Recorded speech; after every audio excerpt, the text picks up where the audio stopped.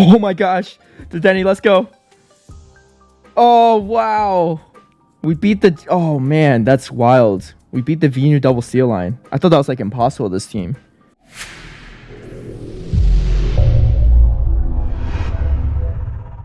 Hey everyone, I hope Season 9 has went well for you, and if not, hopefully you're able to hit your goals in future seasons.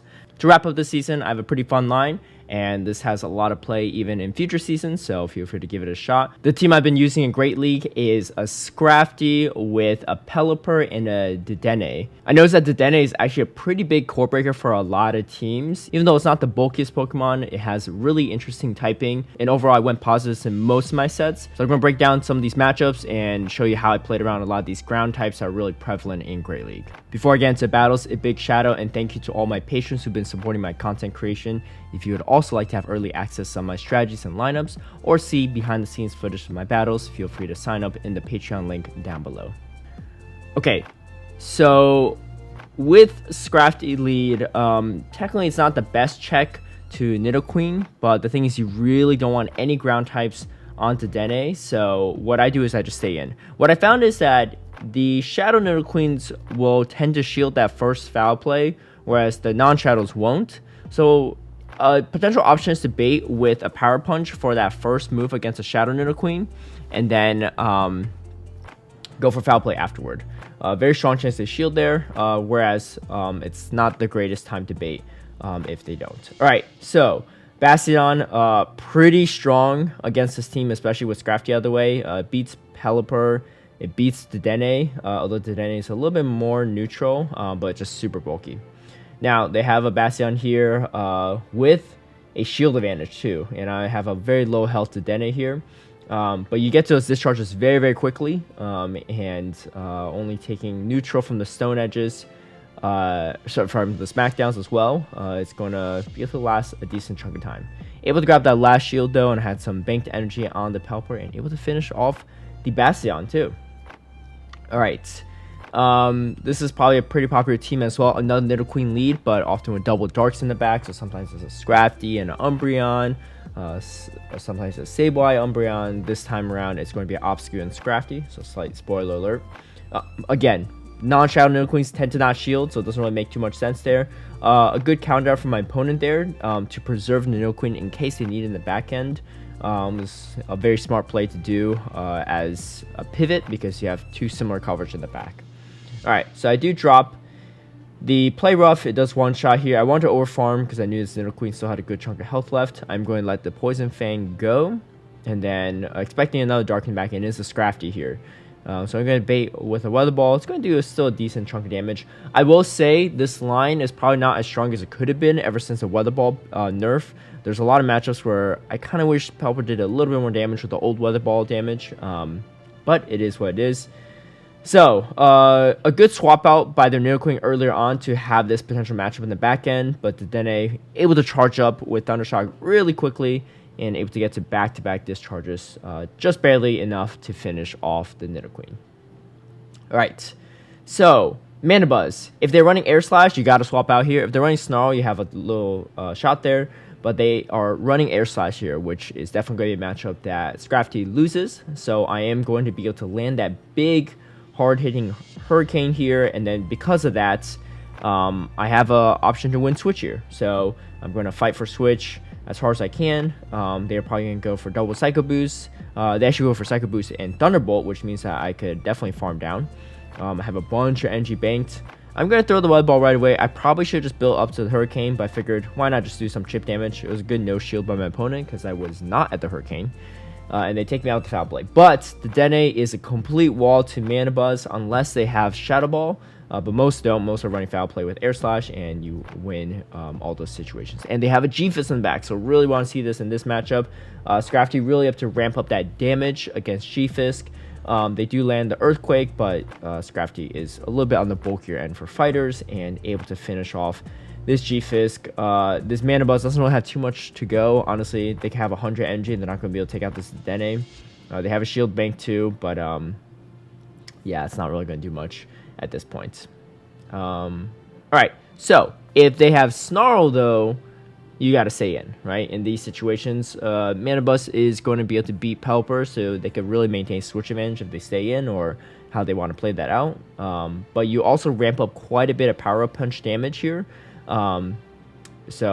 Ideally, you're not letting Snarls through like I am in this matchup. But I do have to shield one of these Aerial Aces. The Snarls do pretty much nothing, though, so they can't really fast move you down. So you could really dictate how this match goes. I'm going to no shield, or I shouldn't know. I decided double shield. Yeah, I figured double shield might be good here because I have a lot of damage. They do go straight for the Poison Fang. I'm going to go for a bait here. I didn't really even build up to the foul play, but able to get a shield nonetheless. And then now coming in with the Pelipper, able to grab another shield, so that's pretty big. Pelipper doesn't have any Poison Fang damage at the moment, so just need to get this next Weather Ball, and I do.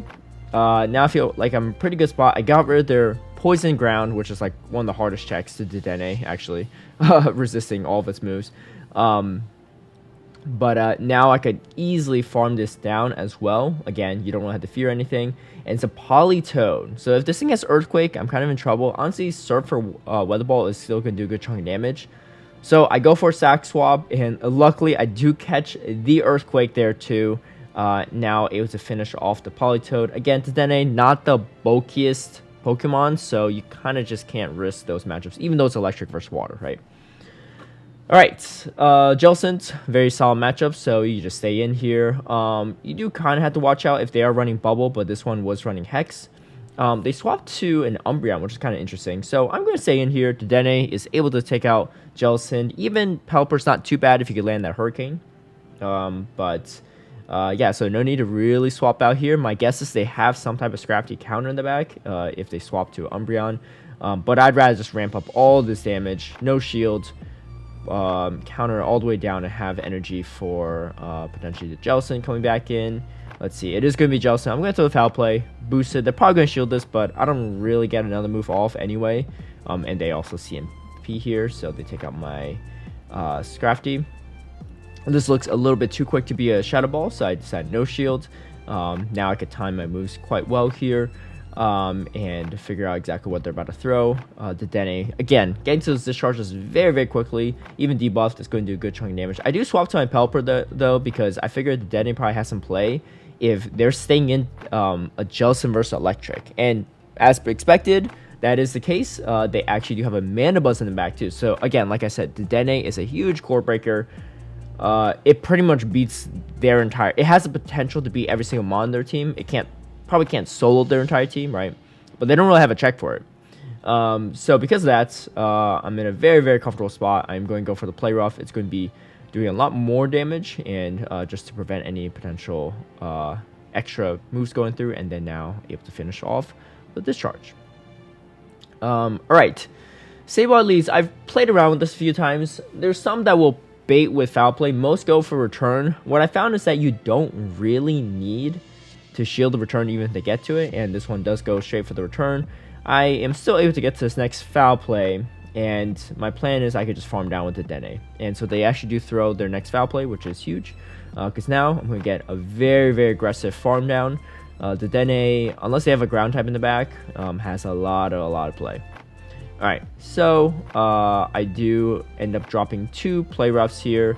I'm going to just tank their charge move here. I did a lot of damage already, and then I'm just going to farm it down with the Pelipper.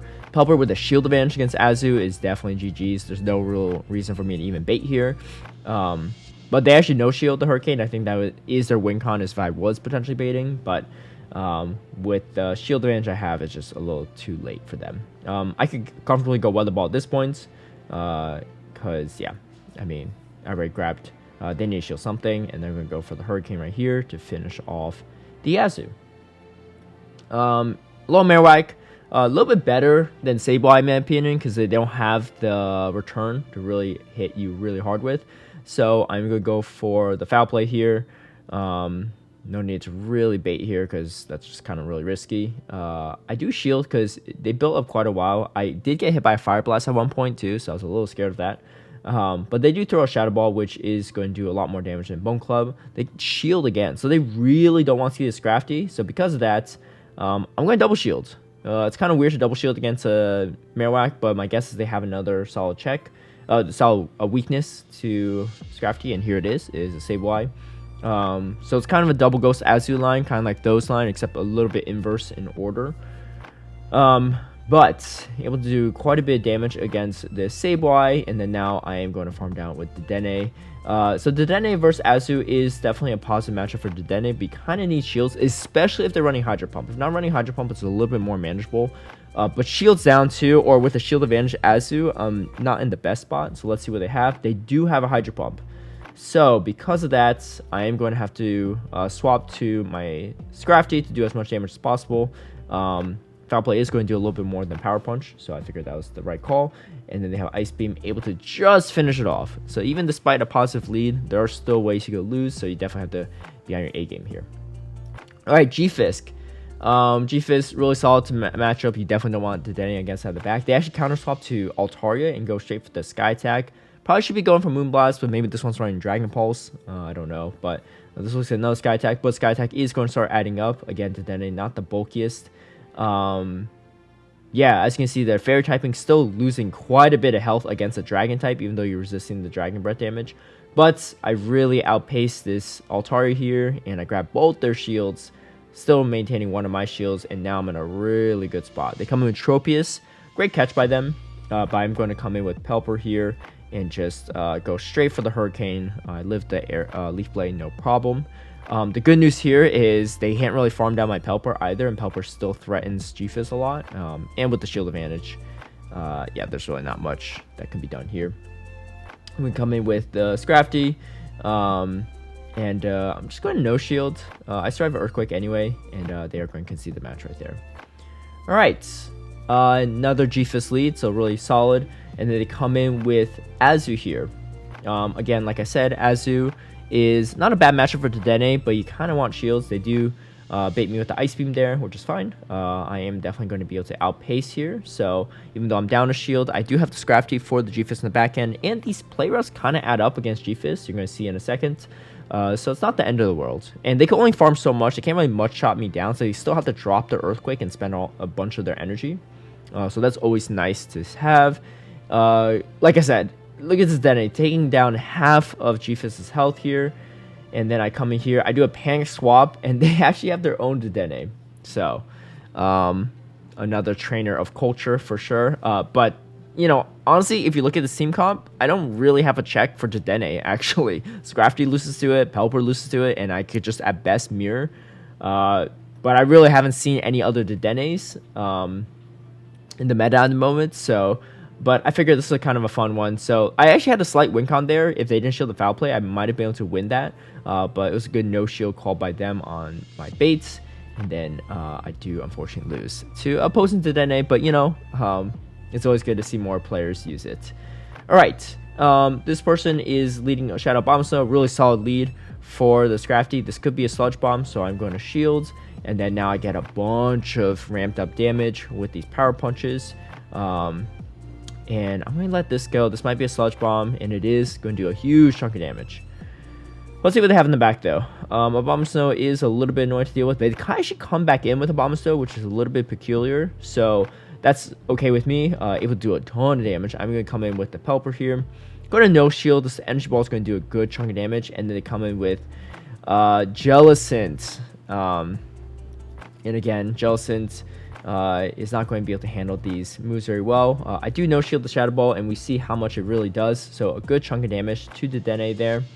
And they actually shield, which is fine, because I want to save the shield for the Pelipper, because I can farm down. I know they don't have energy on the Abomasnow ready yet, so I'm able to land this, and then wing attack down the Jellicent. Alright. Ninetales, if they're running Charm, terrible. It's just swap out to Pelipper. If they aren't, you're actually in a good spot. And so I kind of want to showcase that. Look at how much those neutral counters really add up against this A9. And then as long as you shield the Dazzling Gleam, you're fine. Even if you don't, look at how much damage. Yeah, you're still able to finish off at A9, no problem. And then now you comfortably bait. You have switch advantage, able to grab a shield from the Nidoqueen. I just need to stay in here so that I can finish it off with Pelipper afterward.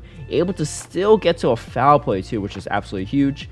Scrafty with that ramped up damage and bulk is really, really nice. Alright, so I know I could definitely take out this Nidoqueen. Unless they sack swap something here. I'm going to go straight for the Weather Ball. Finish it off. Dedenne with Pelipper still alive. Checks a lot of things. And, yep, able to go straight for the Play Rough if they didn't quit right there. Alright, Mew leads. A lot of Mews tend to probably drop a Wild Charge. So I do try to time this with the Wild Charge and go for the Power Punch. Could easily be a foul play, so I do grab the shield here. And then now they come in with the Dragalge. So the Dragalge is pretty solid against fighters, but this buffed up foul play is going to do a good chunk. And now I'm going to go straight for the Weather Ball, even though resisted is at that range able to take out Dragalge. I really like this specific matchup because they come in with Mew here and they have to drop a Wild Charge. They can't really drop a Surf here, which means that they're going to definitely debuff themselves, and then I'm going to be able to be in a very, very good position in this back end here. And here comes a Ferrothorn, so kind of interesting. Didn't really expect this, but yeah, and I'm letting a lot of Bolt Seeds go through at this point, ramping up a lot of damage. I decided no shield this. If they bait me with the Mirror Shot, I at least live. They go straight for the Power Whip, which is fine. And then I'm going to no shield this as well. Everything's pretty much neutral. I'm going to shield the next one, and it is another Power Whip. So I want to charge up enough so I could do back-to-back discharges and able to finish off both the Mew and the Ferrothorn with the Dedenne. Right, Talonflame. Talonflame obviously very solid against fighters, but I have two solid checks in the back, and they actually come in with an Umbreon here. So Umbreon is going to beat Pelipper in most situations, but I'm going to at least do as much damage as possible. Hope to sweep in the back. It is a little concerning because technically they don't have anything that beats Dedenne at the moment with their team with Talonflame and Umbreon, but a lot of teams aren't really prepared for Dedenne, so there's still a good chance Dedenne has a lot of play in the back end. Alright, so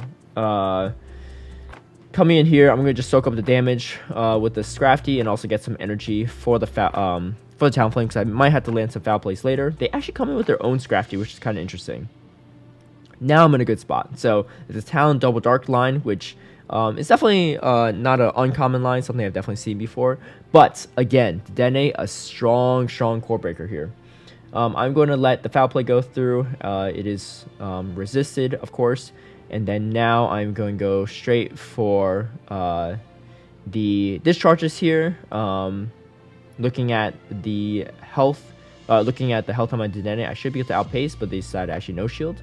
And then now I go for another discharge against the Scrafty to finish it off. But they actually shield there, but that's fine. I do have my Power Punch still loaded and able to counter down the opposing Scrafty. So a team that I really struggled against was Venusaur Double Steel. It pretty much has counters lined up to Venusaur to beat the Scrafty, Bastion to beat the Pelipper, G-Fist to beat the Dedenne. I did come across this team while battling on my Patreon stream, so I kind of want to showcase that battle and show you that there are potential win cons against a team like that as well. Yeah, that was a loss out the way. But it's all good. Alright. Venu. 1, 2, 5, 6, 7. Let's see if I land this or not. If I land this, I might just swap out.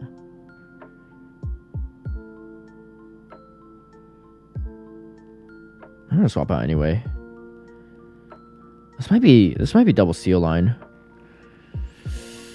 I don't know. I need to get the Bastion out. Oh, it is a double steel line.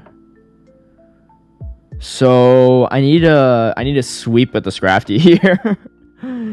I need a sweep at the Scrafty, I think.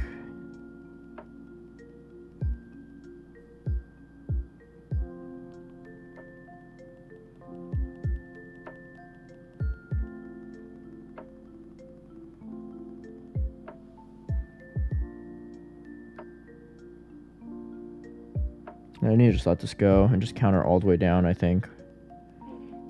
Maybe I need to shield once.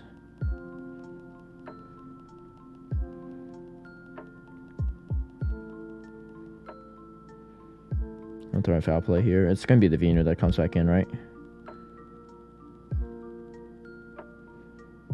Yeah, it is. Oh, man. It's going to be close. Yo, I've never been able to beat this line before, but the thing is... in this specific situation, I actually have a good chance at it. I think I'm probably 2 counters off from KOing after I land this foul play. Yeah, sounds about right. Oh, I get the counter through. That's big. All right, they're probably going to bait me here. I don't know. What do I do? Do I save the shield for Dedenne? 3. I don't know if this was the play. Maybe I should have gone Power Punch first. 4, 5.